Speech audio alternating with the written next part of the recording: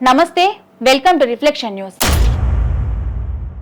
ఉత్తర Korea Russia మధ్య కీలక ఒప్పందం కుదిరింది. శత్రు దేశం నుండి దాడి జరిగితే ఈ రెండు ఒకదానికొకటి సహకరించుకునేలా రక్షణ ఒప్పందాన్ని కుదుర్చుకున్నాయి.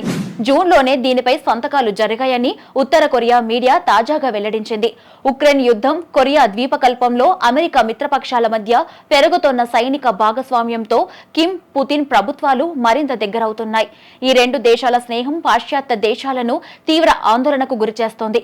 ఇప్పటికే ఉక్రెయిన్తో యుద్ధం చేస్తున్న రష్యాకు సహకరించేందుకు ఉత్తర కొరియా వేలాది మంది తన సైనికులను పంపిందని కథనాలు వెలువడ్డాయి. దాదాపు 11,000 మంది కిమ్ సైనికులు తూర్పు రష్యాలో శిక్షణ పొందుతున్నారని ఉక్రెయిన్ వర్గాలు ఇటీవల పేర్కొన్నాయి. శిక్షణ అనంతరం వీరు కథన రంగంలోకి దిగినట్లు తెలుస్తోంది. ఈ ఏడాది రష్యాలో కిమ్ ఉత్తర కొరియాలో పుతిన్ పర్యటించిన సంగతి తెలిసిందే. 24 ఏళ్లలో తొలిసారిగా ఉత్తర కొరియాలో రష్యా అధ్యక్షుడు పర్యటించారు.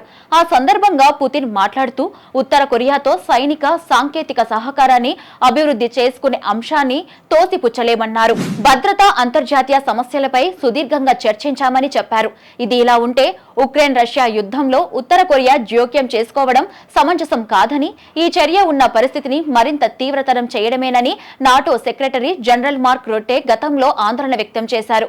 ఒకవేళ ఉత్తర కొరియా సైనికులు ఉక్రెయిన్ యుద్ధంలోకి చొరబడితే ఖచ్చితంగా వాళ్లు కూడా లక్ష్యాలుగా మారతారని అమెరికా హెచ్చరించింది. తమతో జరిగిన పోరాటంలో పాల్గొన్న కిమ్ సైన్యం కివ్ దళాల చేతుల్లో మరణించినట్లు ఇటీవల జెలెన్స్కీ వెల్లడించారు. తాము కఠిన చర్యలు తీసుకోకపోతే అక్కడ మరిన్ని బలగాలు మోహరించే అవకాశం ఉందన్నారు. అయితే ఎంతమంది సైనికులు మృతి చెందారన్న దానిపై స్పష్టత లేదన్నారు.